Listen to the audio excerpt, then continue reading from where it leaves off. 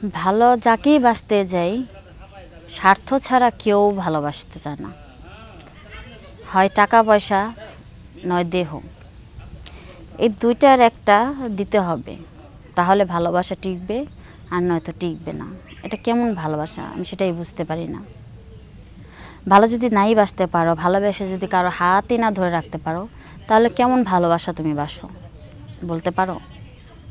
একটা মেয়ে তোমাকে কতটা পরিমাণ বিশ্বাস করলে সে নিজের ফ্যামিলির বিরুদ্ধে গিয়ে তোমাকে ভালোবাসতে পারে, তোমার সাথে দেখা করতে পারে?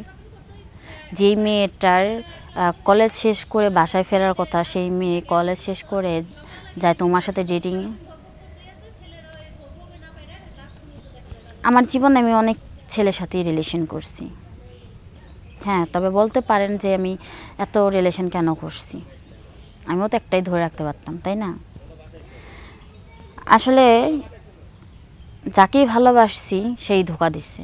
কিছুদিন থাকার পরে হয় টাকা পয়সা চাইবো, নয় আমার সাথে রুম ডেট করতে বলবে, তার সাথে মোট কথা দেহ দিতে হবে। এভাবে হাজারো ছেলেকে আমি আমার লাইফ থেকে সরিয়েছি, কারণ আমি চাই যে আমার লাইফে যে আসবে সে আমাকে, আমার মনটাকে বুঝতে পারবে, আমার দেহটাকে না। যদি সে মনটাকে বুঝতে পারে, দুদিন আগে পর দেহ তো সে পাবেই নাকি, দেহটা তো তারই জন্য। তাহলে কেন ওই দেহের জন্য একটা মেয়ের বিশ্বাস নষ্ট করো? আর তোমাদের একটা ছেলের বিশ্বাস নষ্ট হওয়ার কারণে আমরা হাজারটা ছেলেকে এখন বিশ্বাস করতে পারি না, শুধু তোমাদের জন্য। আচ্ছা, আপনি যে বললেন যে একটা ছেলের জন্য হাজারটা ছেলেকে আপনারা বিশ্বাস করতে পারেন না, সবাই তো আর এক না। আর আপনি মানে লুক বুঝতে পারেন না, মানে আপনি জায়গা বুঝতে পারেন না, যে আপনি ভালোবাসা যে মানুষটা বাছাই করতে পারেন না। তো বাছাইতে আপনার প্রবলেম, যে আপনি আসলে আপনি যে প্রশ্নটা ধরলেন আমাকে, জানি না আপনি কোন জ্ঞানে ওই প্রশ্নটা ধরলেন। আপনি বলুন তো, আপনি আমার সাথে রিলেশন করতেছেন, আপনি কি আদৌ জানেন আমার মনের ভিতরে কি আছে?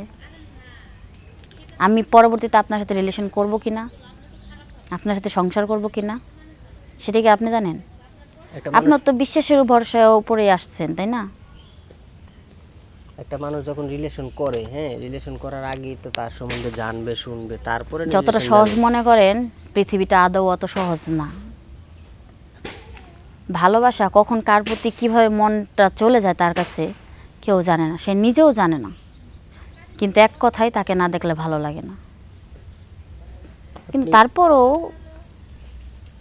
মানুষ খারাপ হয় না কেন? খারাপেরও একটা লিমিট আছে, সেই লিমিটের মধ্যে থাকো। তুমি কথায় কথায় বলবা চলো আজকে আমরা রুম ডেটে যাই, চলো তোমার কাছে টাকা আছে কিনা, এই আছে কিনা, সে আছে কিনা, বিভিন্ন ধরনের তোমরা এক একটা দিয়েই থাকো। কেন? যত দোষ শুধু মেয়েদের, তাই না? আর ছেলেরা এক চালা গাপ। আচ্ছা, আপনি এ পর্যন্ত কতজনের ধোঁকা খাইছেন ভালোবাসা? দেখেন, সেটা আপনাদেরকে আমি অত শিওর দিয়ে বলতে পারবো না, শুধু এটুকুই বলবো, ধোঁকা তো খাইছি, অনেক ধোঁকা খাইছি। এখন আর ধোঁকা খাওয়ার ইচ্ছা নাই, আর তাই এখন কোনো ছেলেদেরকে আমি বিশ্বাসও করি না। আমার লাইফে আর আমি কোনো ছেলে মানুষই চাই না। ছেলে মানুষ ছাড়া কি জীবনটা কাটাইতে পারবেন? অবশ্যই এখন রূপ যৌবন আছে সেজন্য অবশ্য বলতেছেন, যখন পারতে হবে। একটু মানে বয়স বাটির দিকে পড়ে যাবে তখন তো আমরা দরকার হবে। শোনেন, রূপ যৌবন থাকতে যে মেয়ের দরকার নাই, সেই মেয়ের বয়স ভাটি হয়ে গেলে দরকার কি আছে? তখন সেবা যত্ন করার একজন লোক দরকার না? প্রয়োজন নাই। দরকার না? যদি টাকা এই সব কিছু হয়, তাহলে টাকা দিয়ে একটা কাজের লোক পালবো, তারপর কোনো ভালোবাসার মানুষ পালবো না।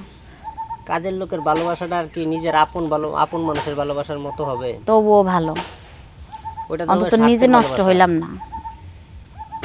আমি আপনার সাথে তর্কে যেতে চাই না। আমার কথা একটাই, আমি ছেলেদেরকে বিশ্বাস করি না, আর করবও না। এটা আপনার ব্যক্তিগত ইচ্ছা, আপনি ছেলেদেরকে বিশ্বাস করেন না, কারণ আপনি নিজের ভুলের কারণে আপনি হচ্ছে ভুলের দিতে হয়, মাসুল দিতে হইতেছে। তো যাই হোক, আপনার ব্যক্তিগত লাইফে আমি জড়াতে চাই না, ব্যক্তিগত লাইফের সাথে তর্ক নিয়ে জড়াতে চাই না। তো এখন আপনি যে প্রতিবেদন আসলেন কি জন্য, মানে আপনার এই দুঃখ কষ্টগুলো শেয়ার করার জন্য কি আপনি প্রতিবেদন আসছেন নাকি? হ্যাঁ, এখানে এই দুঃখ কথাগুলো, কষ্টের কথাগুলো শেয়ার করার জন্য আসছি, যাতে আরও মেয়েরাও সতর্ক হয়ে যায়। মেয়েদেরকে সতর্ক করার জন্য প্রতিবেদন করা নাকি? হ্যাঁ। আচ্ছা যাই হোক, আমরা একবারে ভিডিও শেষ পর্যায়ে, এখন ভিডিও শেষে আপনার কি বলার আছে বলেন। সব কিছুর মাঝে একটাই কথা বলার আছে, যে যাই করো ভেবে চিন্তা করো, কারণ লাইফ নিয়ে জীবনটা নিয়ে খেলো না। কারণ তুমি আজকে তোমার লাইফ নিয়ে জীবন নিয়ে একটা মেয়ের জীবন নিয়ে তুমি খেলতেছো, সেই মেয়েটা যদি ধরো যে তোমার জন্য সে এই দুনিয়া ছেড়ে ছাড়তে বাধ্য হয়, তখন তুমি নিজেকে ক্ষমা করতে পারবা কি না? তাই একটা কিছু করার আগে একটু ভেবে নিও। আর বোনদেরও বলি, ওইসব ছেলেদের পাল্লায় পড়ো না যারা তোমাকে একবার অবহেলা করে, ভেবে নিও ও তোমার যোগ্য না। তাই নেক্সট আর ওকে আনার চেষ্টা করো না নিজের লাইফে, তাতে নিজের বিপদ নিজেই ডেকে আনবা। ধন্যবাদ আপনাকে।